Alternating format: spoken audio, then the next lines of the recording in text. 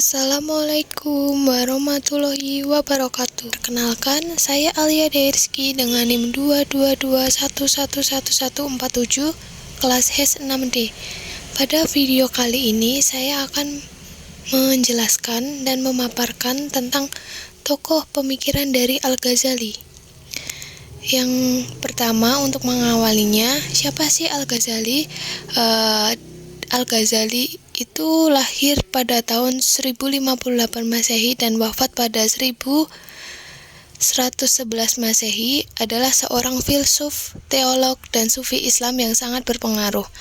Nama lengkapnya adalah Abu Hamid Muhammad Ibnu Muhammad Al-Ghazali, dan ia sering disebut sebagai Hujatul Islam atau bukti Islam karena perannya dalam mengharmonisasikan antara filsafat, teologi, kalam, dan tasawuf dalam Islam. Yang selanjutnya, Al-Ghazali ini dalam pemikirannya sangat berpengaruh. Yang pertama, pemikirannya menjadi dasar bagi perkembangan pemikiran Islam Sunni, terutama dalam teologi Asy'ariyah dan tasawuf.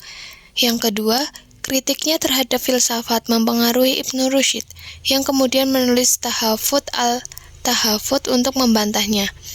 Yang ketiga, konsepnya tentang hubungan antara syariat dan tasawuf menjadi rujukan bagi banyak ulama setelahnya, termasuk dalam dunia pesantren di Indonesia.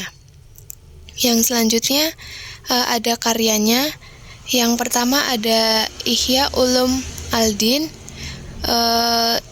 atau bisa disebut dengan menghidupkan ilmu-ilmu agama.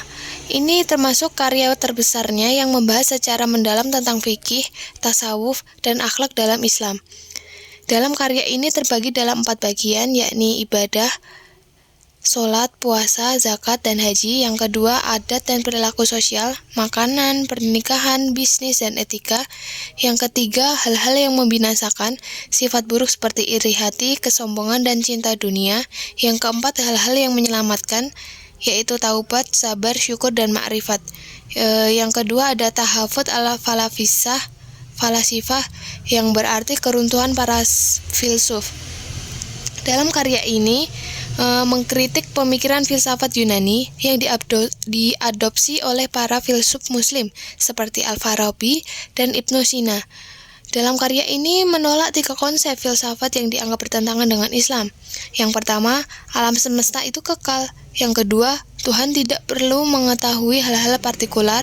Yang ketiga, tidak ada kebangkitan jasmani setelah kematian. Nah, karya ini itu memicu perdebatan antara Ibnu Rushd yang menulis Tahafut al-Tahafut untuk membantahnya. Yang ketiga, ada karya Al-Munqidh min Dalal, artinya penyelamat dari kesesatan. Dalam karya ini semacam autobiografi intelektual yang menggambarkan perjalanan spiritualnya, yang mengisahkan bagaimana ia meninggalkan kehidupan akademik di Baghdad dan mendalami tasawuf. Dalam karya ini mengkritik kelompok-kelompok intelektual seperti kaum mutakalimun, teolog kalam karena terlalu fokus pada logika. Yang kedua ada filsuf karena beberapa pemikirannya bertentangan dengan Islam. Yang ketiga ada batiniyah karena konsep imamah mereka. Karya yang keempat ada Maqasid al-Falasifah, yaitu maksud-maksud para filsuf. Dalam karya ini itu berisi tentang ringkasan pemikiran filsafat Yunani seperti logika, metafisika, dan etika. Yang kedua, awalnya banyak yang mengira Al-Ghazali ini mendukung filsafat, tetapi pada sebenarnya ini adalah sebuah pendahuluan sebelum ia mengkritiknya dalam Tahafut al-Falasifah. Yang selanjutnya ada Al-Iqtisad fi al-I'tiqad, yaitu artinya keseimbangan dalam keyakinan. Karya ini dalam bidang teologi Islam kalam, khususnya dalam mazhab Asy'ariyah. Yang kedua, mengajarkan jalan tengah antara pemikiran rasional dan tradisional dalam Islam. Karya yang selanjutnya, yang keenam ada Kimia al-Sa'adah, artinya kimia kebahagiaan. Karya ini dalam bahasa Persia yang mirip dengan Ihya Ulum Al-Din, tetapi lebih ringkas dan lebih praktis. Karya ini berisi tentang ajaran bagaimana cara mencapai kebahagiaan sejati dengan mendekatkan diri kepada Allah. Yang ketujuh ada karya Bidayat al-Hidayah, yaitu artinya permulaan hidayah. Buku ini lebih praktis daripada yang karya-karya sebelumnya karena ini membahas tentang adab dan tata cara ibadah sehari-hari kita. yang banyak dipelajari pesantren karena bahasanya yang lebih sederhana dibanding Ihya Ulumuddin.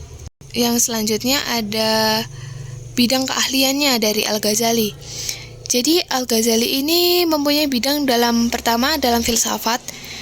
Ini mengkritik filsafat Yunani dan pemikiran Ibnu Sina serta Al-Farabi. Yang kedua, dalam bidang teologi atau ilmu kalam, Al-Ghazali menganut mazhab al-syariah dan membela akidah ahlus sunnah.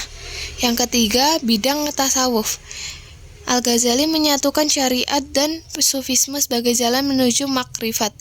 Yang keempat, bidang fikih dan usul fikih. Dalam hal ini menyusun metodologi ijtihad dalam al-mustasfa min ilmu al-usul. Yang kelima, epistemologi, membahas hubungan akal, wahyu, dan pengalaman spiritual dalam pencarian ilmu. Yang keenam, etika dan akhlak Islam, menekankan pembersihan jiwa, tazkiyatun nafs dalam kehidupan beragama. Nah, selanjutnya dalam pemikiran Al-Ghazali ini ada beberapa dasar yang jadi acuannya. Yang pertama tentunya ada Al-Quran dan hadis, landasan utama dalam memahami hukum, teologi, dan tasawuf. Yang kedua ada mazhab Syafi'i, mengikuti metode fikih Islam Syafi'i dalam hukum Islam. Yang ketiga ada teologi asy-syariah, mengambil pendekatan moderat dalam ilmu kalam, menggabungkan akal dan wahyu. Yang keempat ada tasawuf Sunni, ini dipengaruhi oleh tokoh sufi seperti Al-Junaid dan Al-Muhasibi. Yang kelima ada filsafat Islam dan Yunani, mempelajari pemikiran Ibnu Sina dan Al-Farabi sebelum mengkritiknya.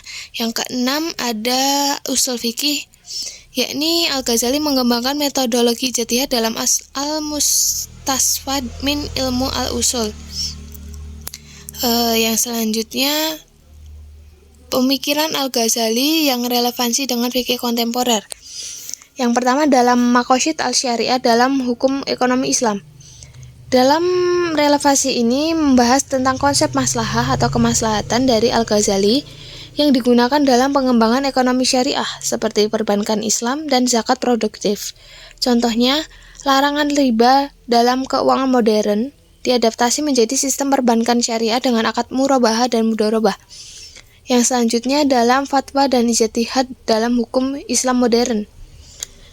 Hal ini membahas tentang metodologi usul fikihnya dalam al-mustasfa min ilmu al-usul digunakan dalam pengambilan fatwa kontemporer. Contohnya, fatwa tentang vaksin halal, transaksi digital, dan hukum transplantasi organ. Yang ketiga ini relevansinya dengan syariat dan etika dalam hukum pidana Islam.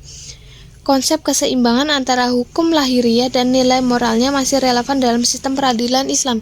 Contohnya, hukuman dalam qisas dan diyat di beberapa negara Islam dikombinasikan dengan kombinasi rekonsiliasi dan keadilan restoratif.